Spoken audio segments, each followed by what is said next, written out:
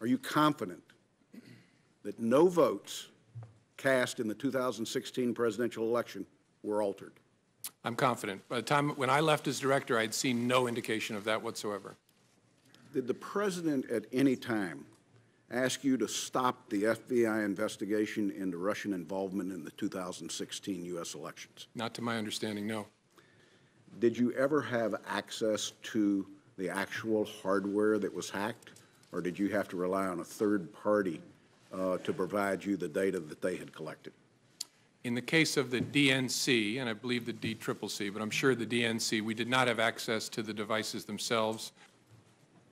Was your decision influenced by the Attorney General's tarmac meeting with the former President Bill Clinton? Yes, in a ultimately conclusive way. That was the thing that capped it for me, that I had to do something separately.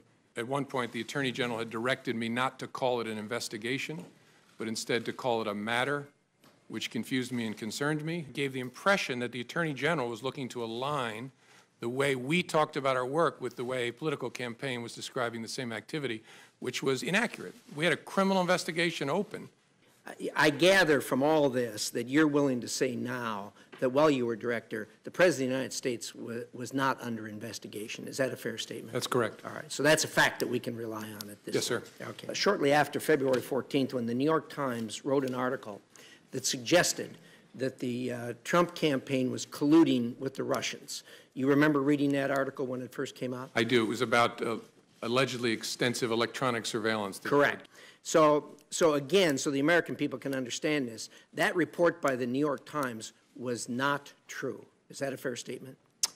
In the main, it was not true. You know, this investigation is full of leaks left and right. I mean, we've learned more from the newspapers sometimes than we do from our open hearings, for sure. Do you ever wonder why, of all the things in this investigation, the only thing that's never been leaked is the fact that the president was not personally under investigation, despite the fact that both Democrats and Republicans and the leadership of Congress knew that and have known that for weeks? I don't know. I find matters that are briefed to the Gang of Eight are pretty tightly held, in my experience. I'm trying to understand whether there was any kind of investigation of the president underway. No.